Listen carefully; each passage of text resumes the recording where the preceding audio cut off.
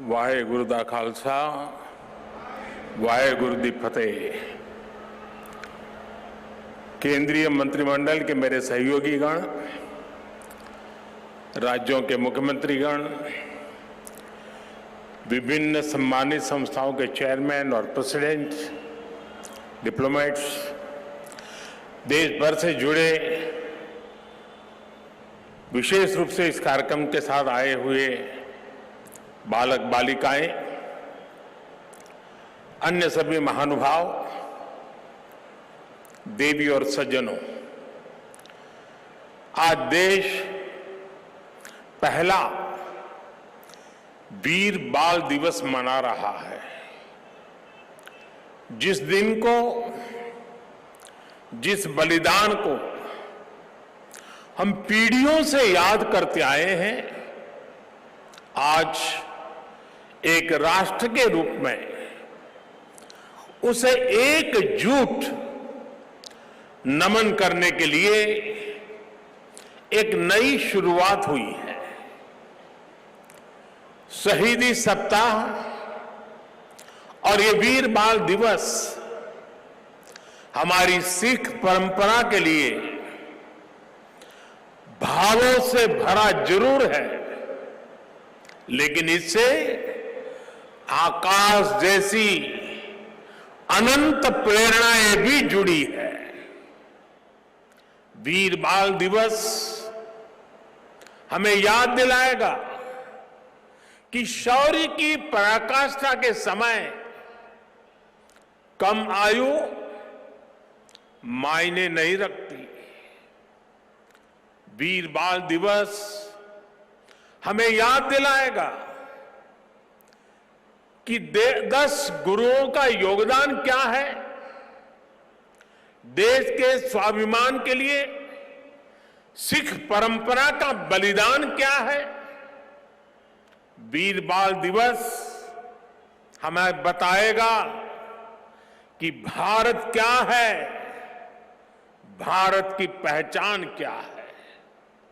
हर साल वीर बाल दिवस का यह पुण्य अवसर हमें अपने अतीत को पहचानने और आने वाले भविष्य का निर्माण करने की प्रेरणा देगा। भारत की युवा पीढ़ी का सामर्थ्य क्या है, भारत की युवा पीढ़ी ने कैसे अतीत में देश की रक्षा की है, मानवता के कितने घोर प्रघोर अंधकारों से हमारी युवा पीढ़ी ने भारत को बाहर निकाला है। वीर बाल दिवस आने वाले दशकों और सदियों के लिए ये उद्घोष करेगा। मैं आज इस अवसर पर वीर साहिबजादों के चरणों में नमन करते हुए उन्हें कृतज्ञ श्रद्धांजलि अर्पित करता हूं। इसे मैं अपनी सरकार का सौभाग्य मानता हूं कि उसे आज 26 दिसंबर के दिन को वीर बाल दिवस के तौर पर घोषित करने का मौका मिला। मैं पिता दशमेश गुरु गोविंद सिंह जी और सभी गुरुओं के चरणों में भी भक्ति भाव से प्रणाम करता हूं। मैं मातृशक्ति की प्रतीक माता गुजरी के चरणों में भी अपना शीश झुकाता हूं। साथियों, विश्व का हजारों वर्षों का इतिहास क्रूरता के एक से एक खौफनाक अध्यायों से भरा है। इतिहास से लेकर किंवदंतियों तक हर क्रूर चेहरे के सामने महानायकों और महानायिकाओं के भी एक से एक महान चरित्र रहे हैं। लेकिन ये भी सच है कि चमकौर और सरहिंद के युद्ध में जो कुछ हुआ वो भूतो न भविष्यति था। ये अतीत हजारों वर्ष पुराना नहीं है, कि समय के पहियों ने उसकी रेखाओं को धुंधला कर दिया। ये सब कुछ इसी देश की मिट्टी पर केवल 3 सदी पहले हुआ।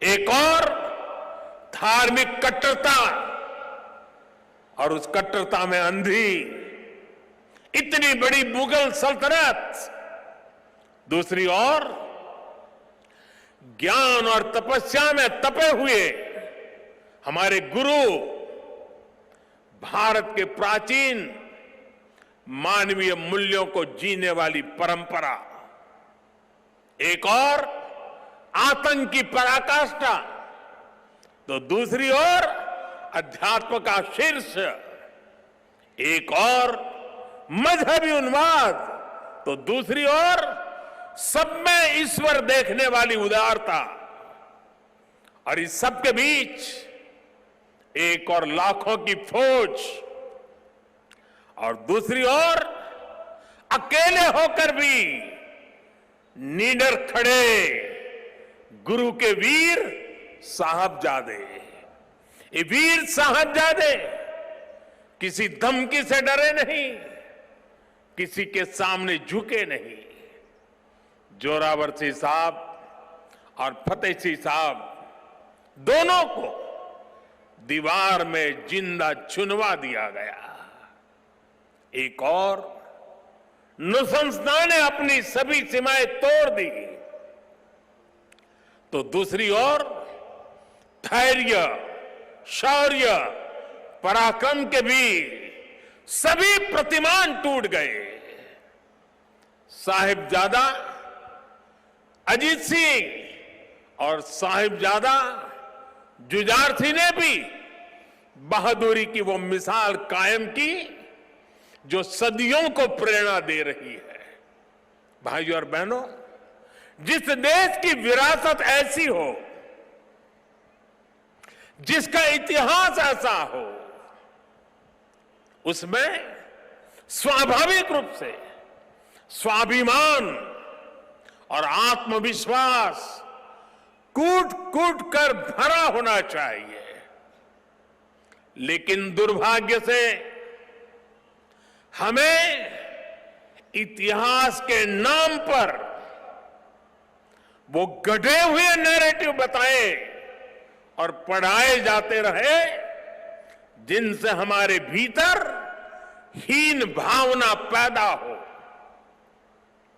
बावजूद इसके हमारे समाज ने, हमारी परंपराओं ने इन गौरव गाथाओं को जीवंत रखा।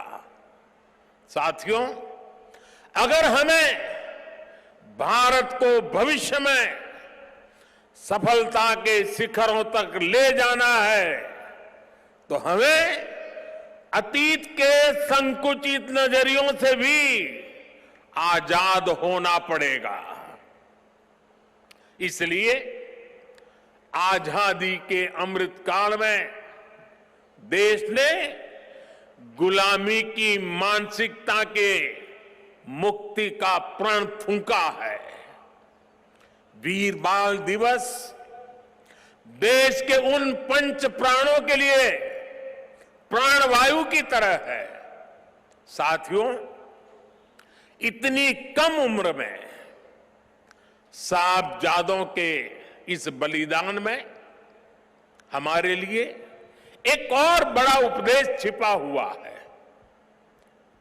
आप उस दौर की कल्पना करिए, औरंगजेब के आतंक के खिलाफ, भारत को बदलने के उसके मंसूबों के खिलाफ गुरु गोविंद सिंह जी पहाड़ की तरह खड़े थे। लेकिन जोरावर सिंह साहब और फतेह सिंह साहब जैसे कम उम्र के बालकों से औरंगजेब और उसकी सल्तनत की क्या दुश्मनी हो सकती थी। दो निर्दोष बालकों को दीवार में जिंदा चुनवाने जैसी दरिंदगी क्यों की गई? वो इसलिए क्योंकि औरंगजेब और उसके लोग गुरु गोविंद सिंह के बच्चों का धर्म तलवार के दम पर बदलना चाहते थे। जिस समाज में, जिस राष्ट्र में उसकी नई पीढ़ी जोर जुल्म के आगे घुटने टेक देती है, उसका आत्मविश्वास और भविष्य अपने आप मर जाता है। लेकिन भारत के वो बेटे, वो वीर बालक मौत से भी नहीं घबराए। वो दीवार में जिंदा चुन गए, लेकिन उन्होंने उन आतताई मंसूबों को हमेशा के लिए दफन कर दिया। यही किसी भी राष्ट्र के समर्थ युवा का सामर्थ्य होता है। युवा अपने साहस से समय की धारा को हमेशा के लिए मोड़ देता है। इसी संकल्प शक्ति के साथ आज भारत की युवा पीढ़ी भी देश को नई ऊंचाई पर ले जाने के लिए निकल पड़ी है। और इसलिए अब 26 दिसंबर को वीर बाल दिवस की भूमिका और भी अहम हो गई है। साथियों, सिख गुरु परंपरा केवल आस्था और आध्यात्म की परंपरा नहीं है, ये एक भारत श्रेष्ठ भारत के विचार का भी प्रेरणा पुंज है। हमारे पवित्र गुरु ग्रंथ साहब से बड़ा इसका उदाहरण और क्या हो सकता है। इसमें सिख गुरुओं के साथ साथ भारत के अलग अलग कोणों से 15 संतों और 14 रचनाकारों की वाणी समाहित है। इसी तरह आप गुरु गोविंद सिंह जी की जीवन यात्रा को भी देखिए। उनका जन्म पूर्वी भारत में पटना में हुआ। उनका कार्यक्षेत्र उत्तर पश्चिमी भारत के पहाड़ी अंचलों में रहा और उनकी जीवन यात्रा महाराष्ट्र में पूरी हुई। गुरु के पंच प्यारे भी देश के अलग अलग हिस्सों से थे। और मुझे तो गर्व है कि पहले पंच प्यारों में एक उस धरती से भी था, द्वारिका से, गुजरात से, जहां मुझे जन्म लेने का सौभाग्य मिला है। व्यक्ति से बड़ा विचार, विचार से बड़ा राष्ट्र, राष्ट्र प्रथम का यह मंत्र गुरु गोविंद सिंह जी का अटल संकल्प था। जब वो बालक थे तो ये प्रश्न आया कि राष्ट्र धर्म की रक्षा के लिए बड़ी बलिदान की जरूरत है। उन्होंने अपने पिता से कहा कि आपसे महान आज कौन है, ये बलिदान आप दीजिए। जब वो पिता बने तो उसी तत्परता से उन्होंने अपने बेटों को भी राष्ट्र धर्म के लिए बलिदान करने में संकोच नहीं किया। जब उनके बेटों का बलिदान हुआ तो उन्होंने अपनी संगत को देखकर कहा, 4 मुए तो क्या हुआ, जीवत कई हजार। अर्थात मेरे 4 बेटे मर गए तो क्या हुआ, संगत के कई हजार साथी, हजारों देशवासी मेरे बेटे ही है। देश प्रथम, नेशन फर्स्ट को सर्वोपरि रखने की ये परंपरा हमारे लिए बहुत बड़ी प्रेरणा है। इस परंपरा को सशक्त करने की जिम्मेदारी आज हमारे कंधों पर है। साथियों, भारत की भावी पीढ़ी कैसी होगी, ये इस बात पर भी निर्भर करता है वो किससे प्रेरणा ले रही है। भारत की भावी पीढ़ी के लिए प्रेरणा का हर स्रोत इसी धरती पर है। कहा जाता है कि हमारे देश भारत का नाम जिस बालक भारत के नाम पर पड़ा, वो सिंहों और दानवों तक संहार करके थकते नहीं थे। हम आज भी धर्म और भक्ति की बात करते हैं तो भक्तराज प्रहलाद को याद करते हैं। हम धैर्य और विवेक की बात करते हैं तो बालक ध्रुव का उदाहरण देते हैं। हम मृत्यु के देवता यमराज को भी अपने तप से प्रभावित कर लेने वाले नचिकेता को भी नमन करते हैं, जिस नेत्री नचिकेता ने बाल्यकाल में यमराज को पूछा था, व्हाट इज डेथ, मृत्यु क्या होता है। हम बाल राम के ज्ञान से लेकर उनके शौर्य तक, वशिष्ठ के आश्रम से लेकर विश्वामित्र के आश्रम तक, उनके जीवन में हम पग पग पर आदर्श देखते हैं। प्रभु राम के बेटे लव कुश की कहानी भी हर मां अपने बच्चों को सुनाती है।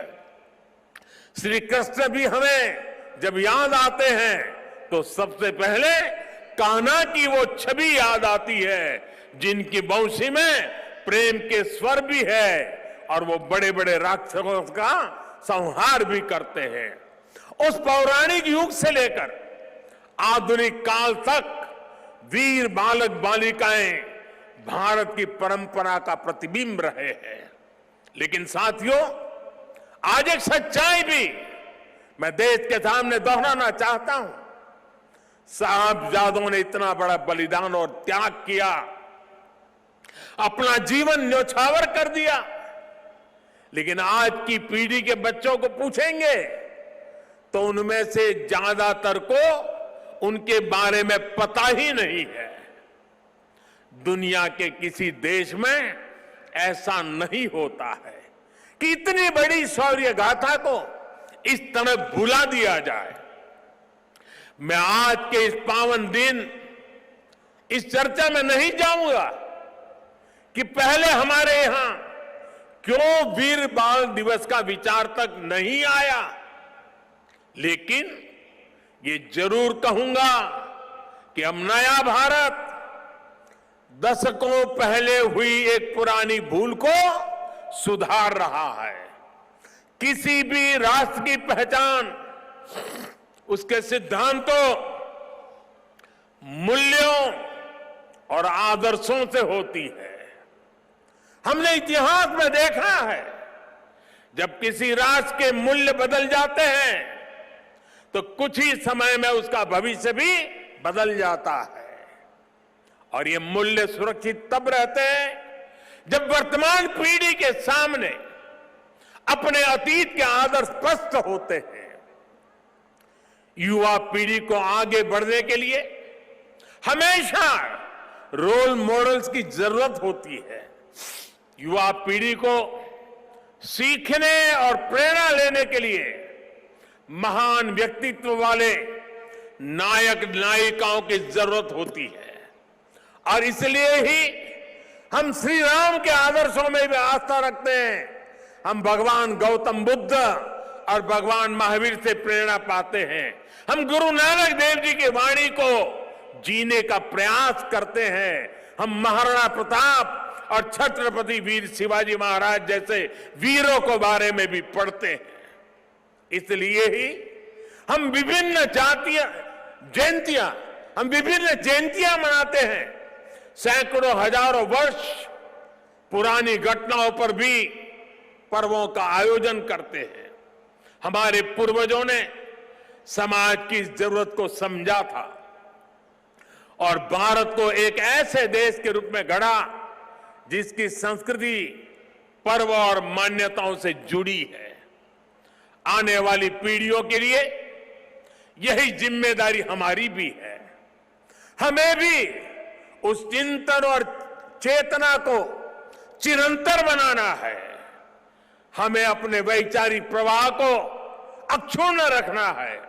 इसलिए आजादी के अमृत महोत्सव में देश स्वाधीनता संग्राम के इतिहास को पुनर्जीवित करने के लिए प्रयास कर रहा है।